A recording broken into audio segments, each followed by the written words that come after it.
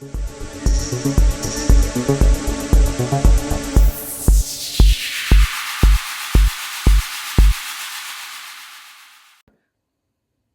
morning, everyone. We did meet today in Canelands, but it was just too noisy to tape the speech, so we're doing that a little later in the day. Thanks for joining in. We've got Birrigubba National Day on the 8th of March. That's 2 weeks. That's the day that we celebrate the forming of our nation. That will be at Blue Water Quay, and it will be a fantastic day. We have delegates coming from Waka Waka Nation and from Yidinji Nation. So we're really looking forward to all getting together and celebrating the formation of our nations. Twofold purpose to Blue Water Quay every Saturday. I just want to make this clear. There seems to have been a little bit of confusion. Worldwide Rally for Freedom Mackay and Birrigubba Nation are one and the same. So Worldwide Rally was started in 2021 when the protests and the mandates came in, and we were protesting, and we realised as we went along that it didn't matter how much we protested, the government simply wasn't going to listen. And we then began to look at how we could defend ourselves and our children from the overreach of the government. So this is how Birrigubba Nation was formed. So the one arm of Worldwide Rally is to educate people on what is going on in the real world today and why they need to protect themselves from the overreach of the government. And then we educate on where we're at with Birrigubba Nation as the answer to our freedom. So let's start off with the US. The US has some interesting things coming out at the moment. The slush funds giving us a lot to think about. The swamp does not need to be audited. They say they don't want an audit, not interested, of course. Sounds very, very like our Queensland government. So please listen to what's being said. We had a politician ask Queensland government for an audit. It was refused. When the question was asked, when was the last audit, there was no answer. If ever, it was a long, long time ago. People, you're spending your taxes, you're paying your rates, and the government won't even audit its money because we know that they are not spending it in a way that they want us to know about. So in America again, $35 trillion black hole in the Pentagon. $35 trillion have just gone missing in the Pentagon. 4.7 in the government for starters, and that's before we even start to look at US aid. In doing a bit of research this week, I've looked into Wayne Allen Roots, who is an American conservative television and radio host, an author, an activist, a conservative political commentator, and obviously labelled a conspiracy theorist. They're the ones that actually tell the truth, in case you're not up with that. And he estimates that in the last 7 years, $1 trillion in the States has gone missing in Social Security. He claims that there are 60 million more people on Social Security than America's population. 27 million of those people are over 100 years old and were alive when their constitution was written. So it's not real hard to see where the money's going, not into the pockets of the people that these governments said they would look after. Fortunately, there appears to be someone in America now who is actually putting the people first and exposing the corruption and the malfeasance of money in a big way. I also looked at Kirk Elliott, who has a PhD. He's a renowned economist with a strong background in financial planning and wealth management. Kirk Elliott said that the government there now will be looking into Fort Knox. And if there's as much gold there as is estimated, then the US financial state has been highly underestimated. Once all these holes are dug out and the money's back, the US has no financial problems. None of us should have any financial problems. We all have financial problems because the money's going down the black holes in our country and in theirs. So they're talking about dismantling the Federal Reserve because it is an illegal entity. It was designed to benefit the American people. Of course it's not. And that money trail goes back to the politicians. The politicians are also very, very nervous about the audit that will be going into Ukraine, being studied there. Funny how so many of the politicians go in on yes, a high wage, but come out multi-millionaires. You know, join the dots. Where does the money come from? We're going to look at the city of Casey in Melbourne at the moment, and then we'll look at the city of Mackay.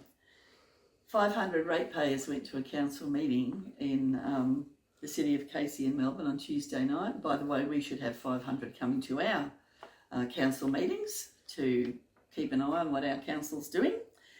So these residents in Casey are going to be charged $150 fee to work on their own cars on their own property. Non-refundable. Even if they get the application passed, they will not get the money if it's passed or not passed. $150 per vehicle for motorbikes, mini bikes and go-karts used on their own properties. $350 if you happen to have a shipping container. $475 for a long or heavy vehicle. $250 for each unregistered vehicle. $350 for parking of caravans, camper trailers and tents. What are they going to do? Go in and look through the cupboards to look for a tent? It's ludicrous. The mayor was grilled by irate residents. He has slammed the actions of the community members whose threatening behaviour led to them being escorted at the council meeting workers, the councillors being escorted out by the police for their safety. This sounds like the innuendo certain councillors have made about our group in Mackay. The City of Casey Mayor denied the charges were revenue-raising exercises. I don't know what else they would be. He says it is to support and protect the peace. But just listen a little bit further. They want to support and protect the peace, but they've just approved a $27 million waste transfer facility within 250 metres of residential housing. They really don't protect themselves by being at all logical, do they? So the mayor issued a statement on Wednesday calling for the behaviour of the public gallery, calling it unacceptable, not welcome and won't be tolerated. So the Residents Association down there has said they are looking for the residents to expect accountability, transparency and genuine engagement, not just bureaucratic deflection. We would like that in Mackay. We do not have it. Right, let's move right on to Mackay City Council. We expect the same sort of accountability from Mackay City Council. We do not get it. We absolutely do not get it. We have spoken at a lot of council meetings. We've talked on subjects such as the smart cities, which will be locking people down to within 15 minutes of home from birth to death, not allowed to leave. Mackay still denying that we are a smart city, even though we are registered on the global smart city website. Library books, our petition was ignored. We have gone in holding up A3 size pornographic photos from children's books, while councillors just sat there and didn't bat an eyelid. Nothing happened until Bernard Gaynor got involved. He's working across Queensland, removing pornography from our children's viewing, and all of a sudden, hundreds of books have been removed from our library. But council didn't have the decency to tell us that they had removed these books.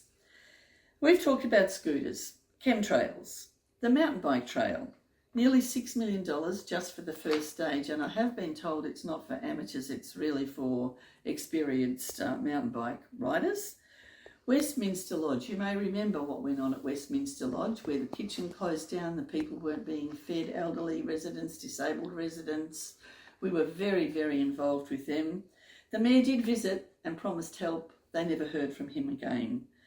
So, you know, the whole situation there is tragic, sad, and council did nothing to help them, even though the mayor promised he would.